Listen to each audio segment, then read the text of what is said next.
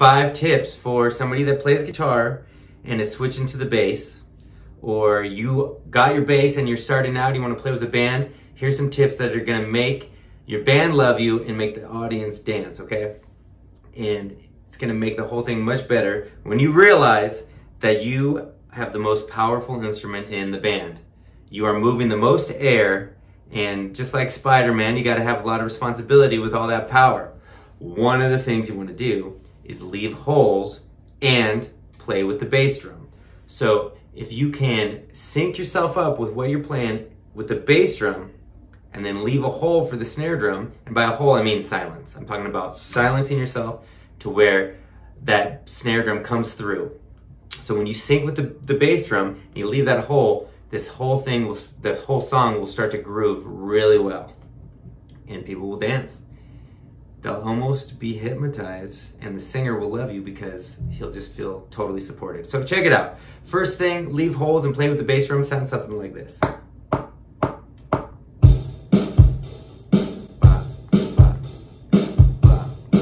Yeah.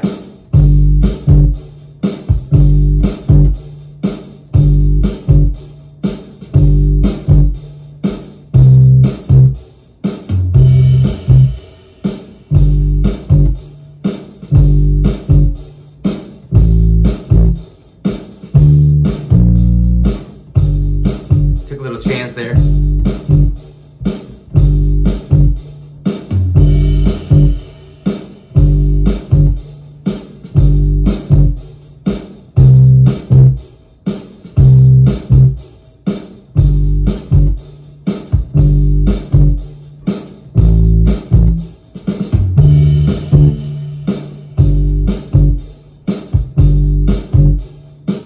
This is assuming that you are playing the root note of the chord that's happening. Then you start to think about all the chords that are happening, and you want to make sure you're in on one.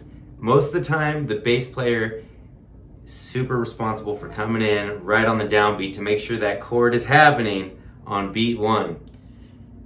The guitar player can kind of hang back sometimes, come in on beat 2, or take a chance, maybe play an inverted chord.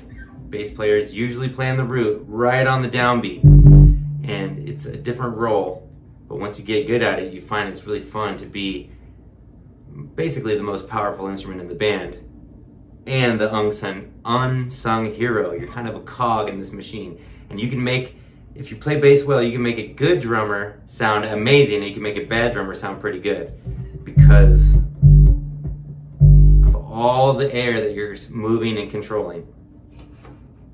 This is assuming that you are playing a song and your intention is to make it feel as good as possible. If you're just getting together with a drummer who isn't on the same page as you, or you guys are just playing, you want to get your yayas out, all these rules can just go out the window because it doesn't really matter that much. We're talking about, in this lesson, playing in a way that the audience kind of gets hypnotized and really starts to move. If you're playing with a drummer that's not on the same wavelength, it's going to be real rough. But you can have a conversation and say, hey, let's sync up and make this thing feel really good. And it's going to take a little bit more focus.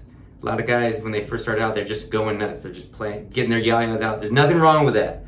But if you really want to make it feel good and you want your band to really make people dance, this is the way. So let's look at another beat, another drum beat, and listen to the bass drum and see if we can sync up with it. Here we go.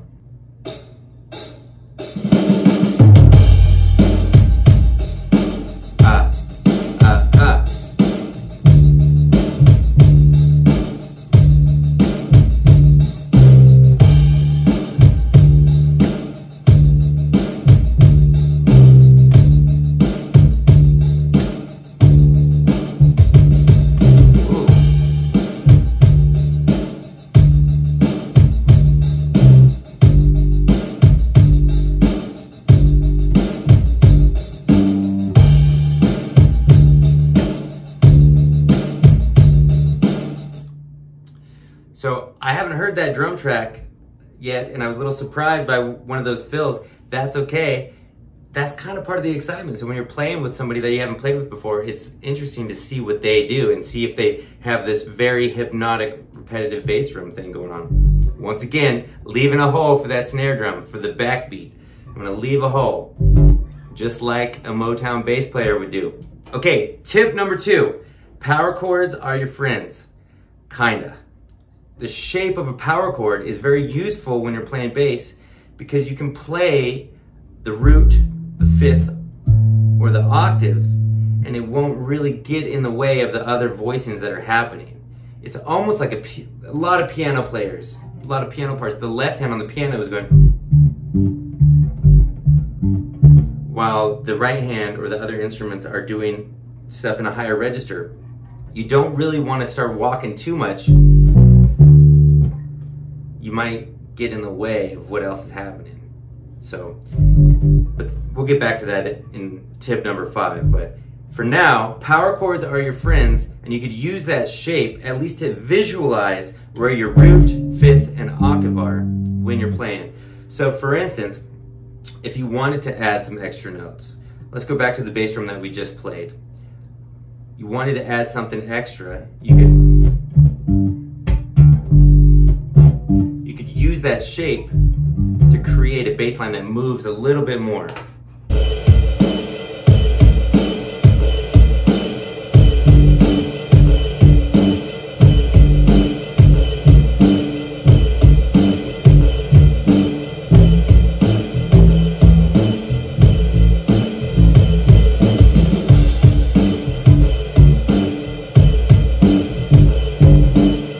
So what I got there is root, root, octave, root, 5th, octave. Thank God I have my rock and roll power chords. You wouldn't want to play them all together. In this range, to have these notes ringing out is going to be a little too muddy, but you can use that shape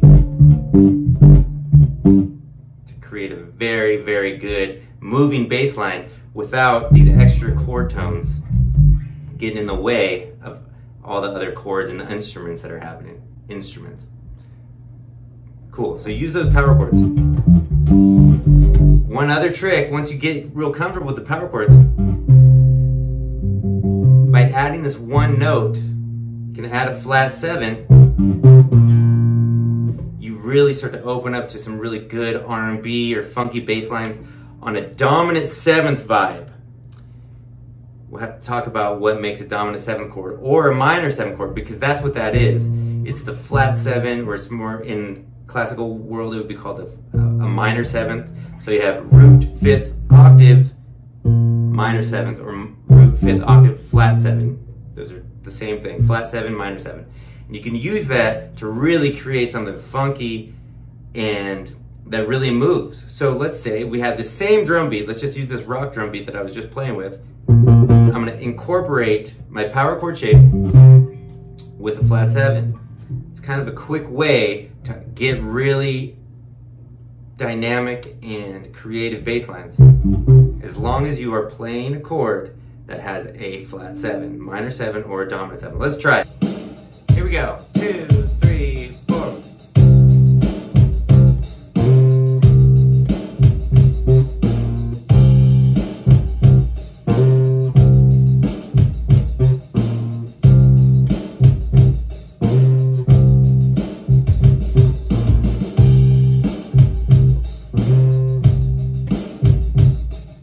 Use it in a lot of blues situations too. So if you're playing a swinging line, let's say it's like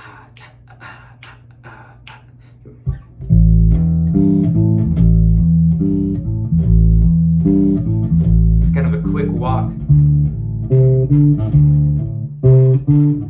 Broke my own rule. I had things ringing over. Generally not a good idea.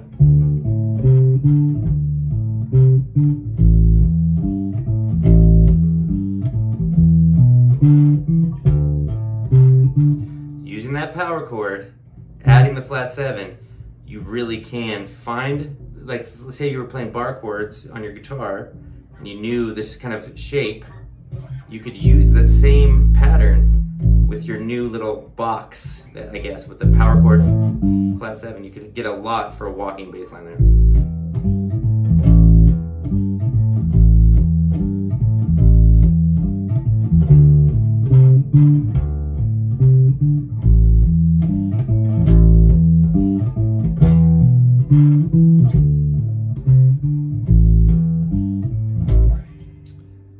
lot out of just one shape, moving it around.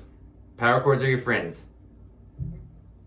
Okay, you may find yourself in a situation where you gotta play a country song or traditional kind of 2-beat or train beat situation.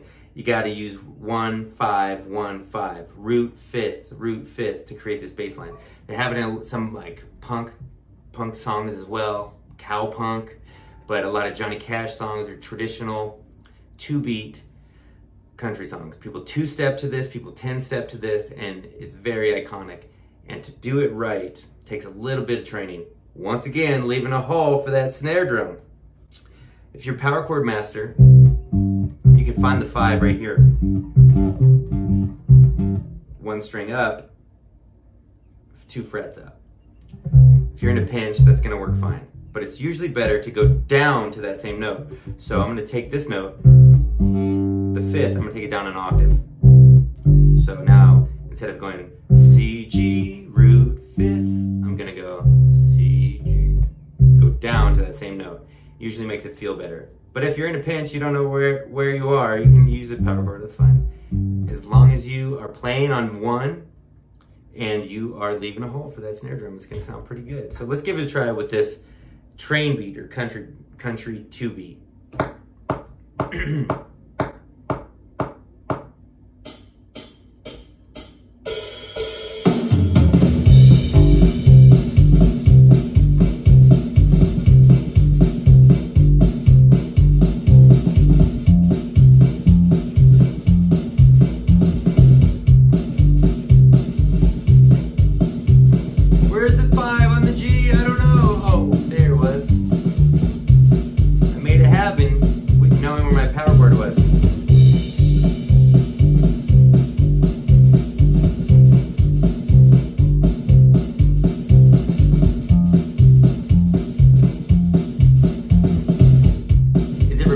Yes, very repetitive. Is it fun? Yes. If you can get into the groove and realize, if you can get into the groove and really become part of making this thing feel good, that's where the fun is.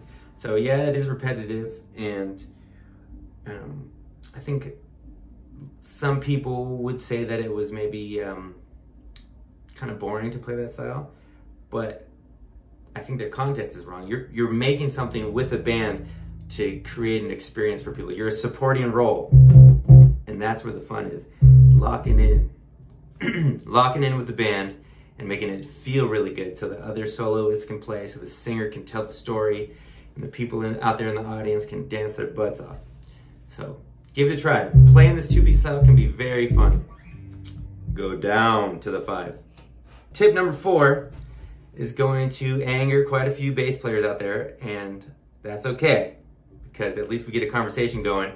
It doesn't really matter if you use your thumb, you use your fingers, or let's make some bass players angry, use a pick. One of the greatest bass players of all time used the pick on thousands of iconic recordings. I'm talking about Carol Kay. Great bass player. And if you feel more comfortable playing with a pick, let's say you're coming from the guitar, you feel more comfortable, and that's gonna allow you to play more in time and make your rhythm better, and you'll just feel more comfortable, play with the pick, it's fine. We're not playing for the bass players at the back of the room who are judging everything. I'm not saying all bass players do that, I'm just saying we're not playing for some uptight people who aren't on stage, we're playing for the audience. This is a service, a supporting role. And as long as it sounds good, that's what's gonna make the difference. Now, if you're playing a rock song and the pick is the right sound, absolutely do that. If you're playing some Guns N' Roses, it's gonna be the right sound. You're gonna play some Green Day, it's gonna be great. Use the pick. Pick sounds great. And if you're more comfortable with it for any other style, you wanna play the country thing, you wanna do the 2-beat, use the pick. My one piece of advice for using the pick though, be aware that your sound might be too aggressive. So at that point you might want to turn the tone down, get a more, just cut out some of that attack. You can even walk with the pick, it's cool. As long long as the rhythm is there and it feels good, you can use the pick, no problem. Carol Kay used the pick all the time.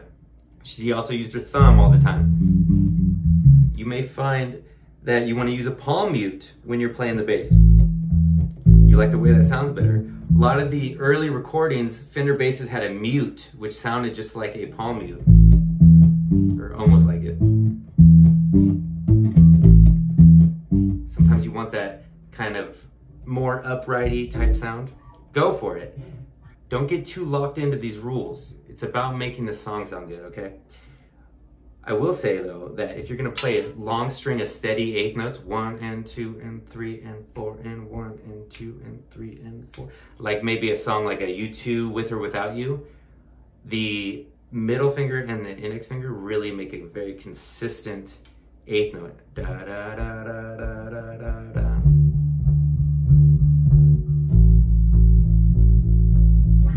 Very understated. Middle and index with the right hand.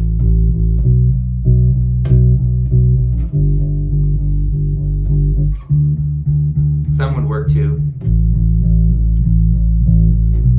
Really, the right thing is what's going to let you play in the pocket and play rhythmically. A lot of this stuff I've learned from amazing bass players that have played on my records, or playing bass on my own records. I know that's going to freak people out, but yes, with overdubbing, you can play bass on your own records, guitar players. Bass is super important, and somebody that chooses to be a bass player is a really special person because they're choosing this supporting role, but they're kind of the most important thing for the groove. Like I said before, a good bass player can make a bad drummer sound good, and a good bass player will make a good drummer sound amazing. I see that a lot too, where the bass player and the drummer, they either get along and it's this amazing critical mass when they play together, or they don't get along and they're fighting rhythmically, not fighting like with words or fists or anything like that, but like on the stage, they're playing together and you can tell that they're, one's pushing, one's trying to pull back. It happens all the time. But so I'm digressing. Use your thumb if that feels good. Use your fingers if that feels good. Just make the whole thing groove. That's the most important part. And then number 5 is really just kind of a general statement. Tip number 5, just play less. In general, play less. Or use your power to create dynamics. Maybe in the beginning of the song, you're gonna play just with the bass drum, leaving those holes. But then the pre-chorus happens and you go to an eighth note. And then back on the chorus. Play less. And when you decide to play a lot, just know that it's really gonna stand out and make things either more dynamic or it just could clash with everything else that everyone else is doing. Get in that mindset that you just wanna make the song sound good. And a lot of times that means playing less, especially for us guitar players who have a tendency to just always be playing all over the place. All right, thanks for watching this lesson. I hope you got a lot out of it. Leave a comment if you like what you saw, or if you're a bass player who's, you know, gone through the roof because I said to play with a pick. Leave me a comment, let me know what you think, and subscribe, comment. You guys, thanks for watching. I'll see you in the next video.